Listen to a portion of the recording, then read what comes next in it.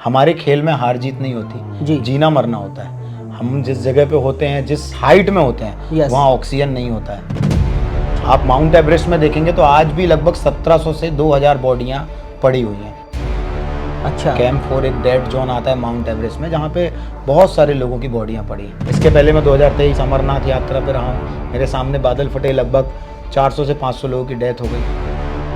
तो ये सारी चीज़ें आपको माउंटेनिंग में हर एक सेकेंड में आपको फेस करना पड़ सकता है जी। 2026 माउंट एवरेस्ट दुनिया की सबसे ऊंची चोटी है। अच्छा। वो करने जाऊंगा।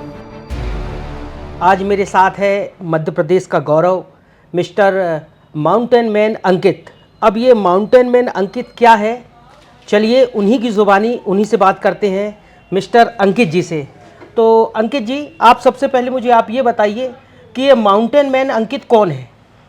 सभी को नमस्कार, जय हिंद। मैं मंझौली के पास का रहने वाला हूँ जी। और जबलपुर 2016 गया था।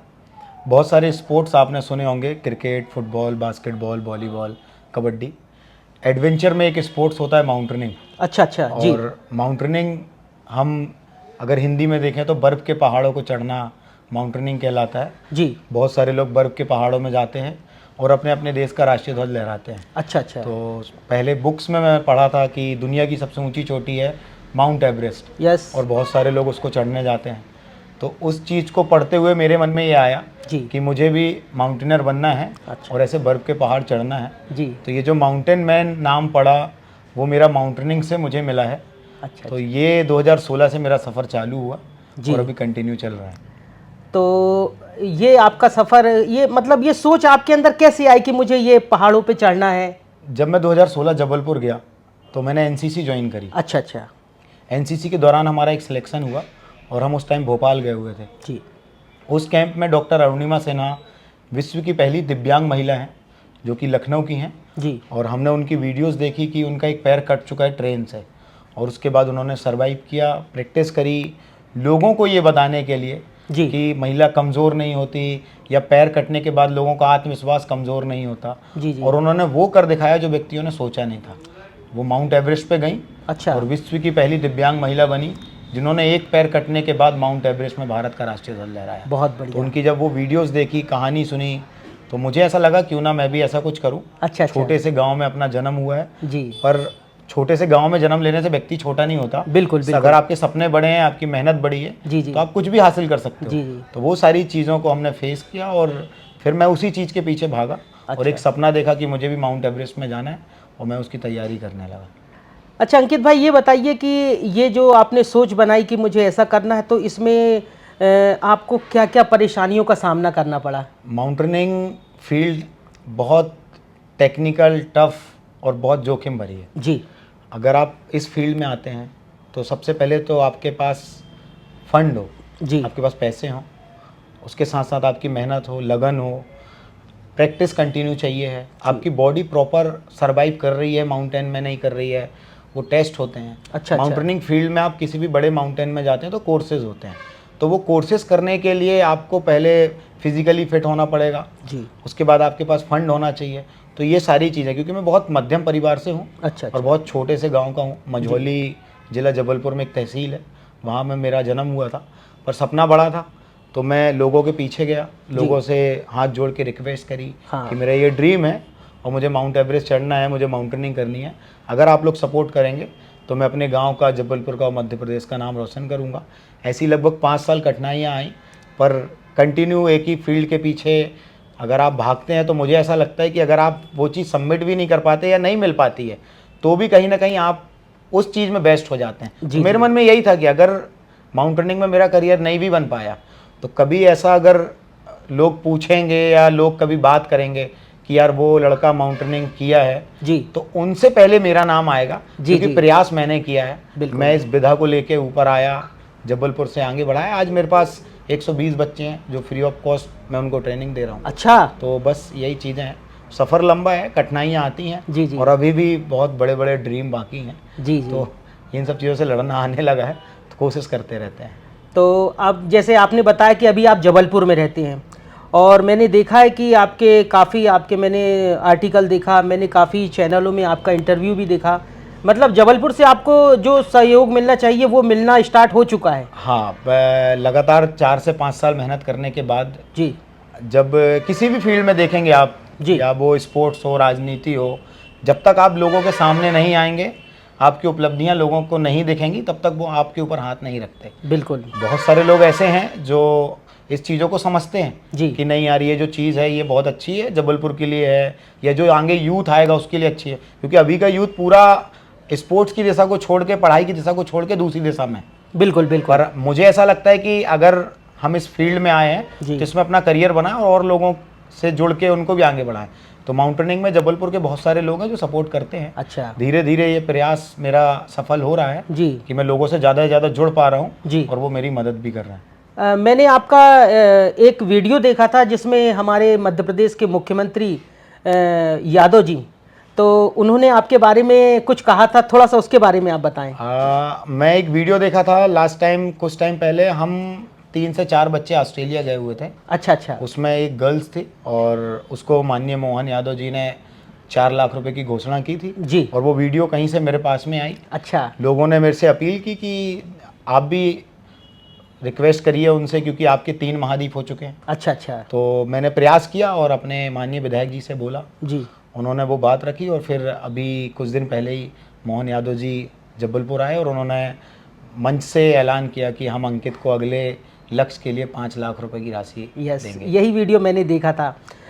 अंकित जी, मेरा एक सवाल आपसे और है कि मैंने देखा है कि आपकी जो फील्ड है, जिस फील्ड में आप काम कर रहे हो, उसमें अक्सर लोगों की डेथ हो जाती है, तो उसके बारे में आप क्या कहना चाहेंगे?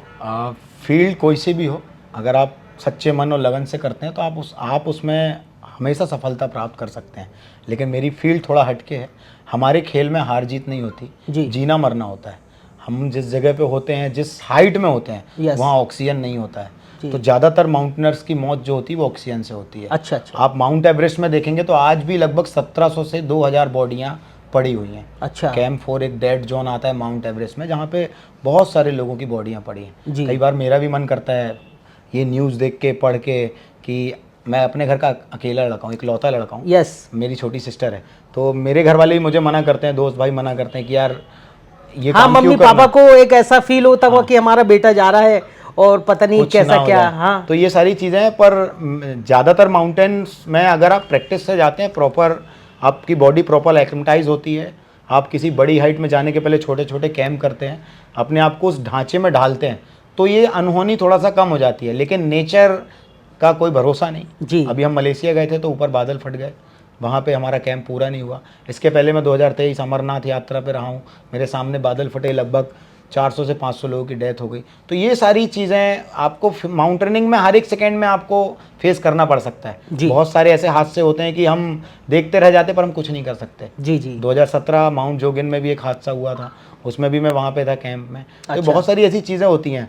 पर अब मेरा लक्ष्य बन चुका है कि मुझे माउंट एवरेस्ट करना है, तो कहीं ना कहीं मैं उस चीज़ को फेस करके आगे बढ़ता हूँ। और जो भी नेगेटिविटी होती है, जो भी मेरे मन में ऐसा क्वेश्चन आता है कि मुझे डिमोटिवेट कर रहा है, मैं उसको साइड में रख के फिर मैं ये सोचता हूँ कि मैं जो कर रहा हूँ मैं अकेला हूँ। अगर मैं ये कर लूँगा तब तो दूसरे कर पाएंगे। बिल्कुल। मैं अगर उस चीज़ को पकड़ लिया कि नहीं ये डर है, मैं नहीं कर पाऊंगा, तो फिर मैं किसी को ये समझा नहीं सकता कि आप माउंटेनिंग कर सकते हो। बिल्कुल बिल्कुल। तो पहले मुझे यही है कि मुझे करके दिखाना, तब तो मैं दूसरों को बोलूँगा कि आप कर सकते हो। तो कहने का मतलब मेरा ये है अंकित जी कि जब आप कोई किसी को काम को करते हैं और जज्बे के साथ और बिल्कुल मेहनत और लगन के साथ करते हैं, शुरुआत में तो मुश्किल और परेशानी तो आती है, हर किसी के साथ आती है। मैं अपनी बात करूं तो हम लोगों ने भी, हमारा ये जिस पे ये पॉडकास्ट चल रहा है चैनल ग्रीन चिली ज़राहट के, तो हम लोग भी एक छोटे से गांव से बिलोंग करते हैं और लगभग 6 से 7 साल हो गया हम लोगों को भी इस फील्ड में काम करते करते। और अल्लाह का फजलो करम है कि धीरे धीरे काम करते आज हम लोग जिस लेवल पे काम कर रहे हैं, तो ये भी पब्लिक का सपोर्ट ही है। बिल्कुल। वरना अगर सपोर्ट नहीं होता तो हम शायद आज इस लेवल तक नहीं पहुंच पाते।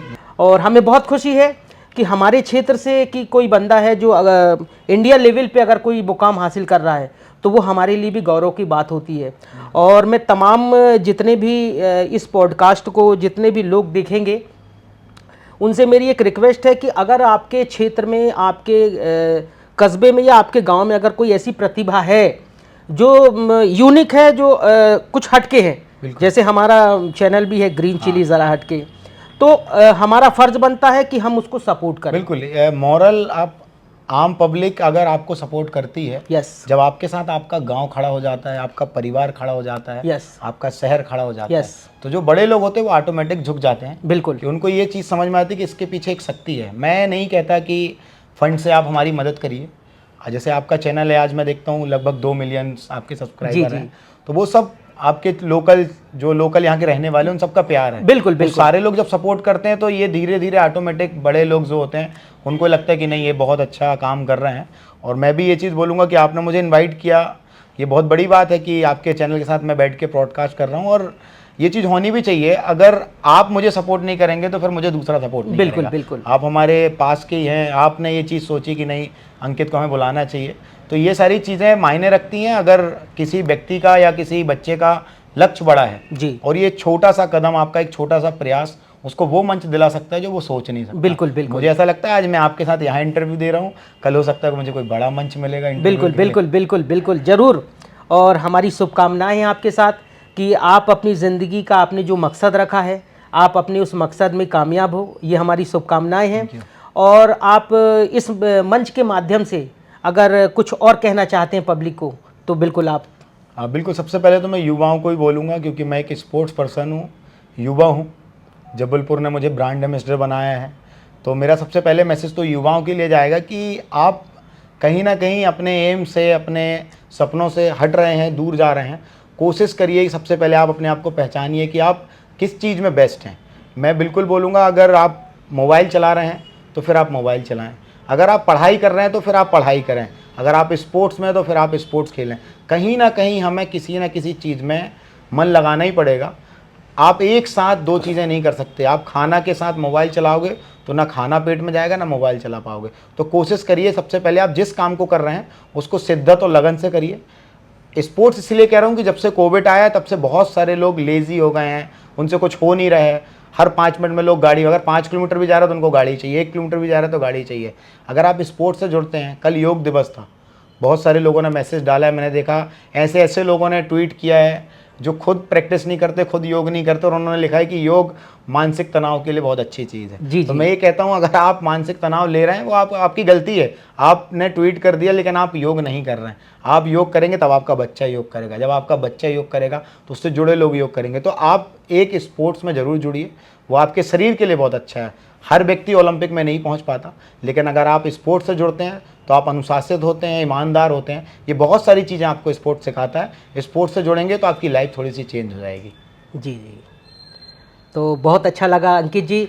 और आपके में एक मेरा और सवाल है कि अभी तक कुछ अचीवमेंट आपको मिला है, उसके बारे में कुछ आप बताना चाहेंगे? मेरा जो लक्ष्य है वो 7 महाद्वीप है जी। कि मैं विश्व के 7 महाद्वीप में जाऊं और भारत का राष्ट्रीय ध्वज लहराऊं। अभी तक मैंने 3 महाद्वीप में भारत का राष्ट्रीय ध्वज लहराया है, अफ्रीका, यूरोप, ऑस्ट्रेलिया। अच्छा। उसके साथ ही साथ मुझे मध्य प्रदेश शासन के 3 बड़े प्रोजेक्ट का ब्रांड एम्बेसडर बनाया गया है। अच्छा अच्छा, मैं लोकसभा चुनाव का ब्रांड एम्बेसडर रह चुका हूँ, जी। विधानसभा चुनाव का ब्रांड एम्बेसडर रह चुका हूँ, और अभी जबलपुर में मैं स्वच्छता अभियान का ब्रांड एम्बेसडर हूँ। इसके साथ ही साथ मुझे सीएम अवार्ड मिल चुका है, जी महाकौशल खेल रत्न मुझे मिल चुका है, श्रीमंत ज्योतिराव सिंधिया खेल अलंकरण पुरस्कार से मुझे नवाजा गया। जी, उनके पिताजी का माधवराव सिंधिया एक खेल अलंकरण है जो कि सिंधिया जी ने खुद मुझे दिया। अच्छा तो ऐसे अचीवमेंट्स और अवार्ड तो बहुत सारे हैं, पर जो टारगेट है वो है माउंट एवरेस्ट, कि विश्व का सबसे ऊंचा जो शिखर है माउंट एवरेस्ट, जी जी, वहाँ पहुँचूँ और अपनी पूरी विधानसभा, अपने पूरे जबलपुर और मध्य प्रदेश में उसका जाके नाम रोशन करूँ। बहुत बहुत शुभकामनाएं अंकित जी।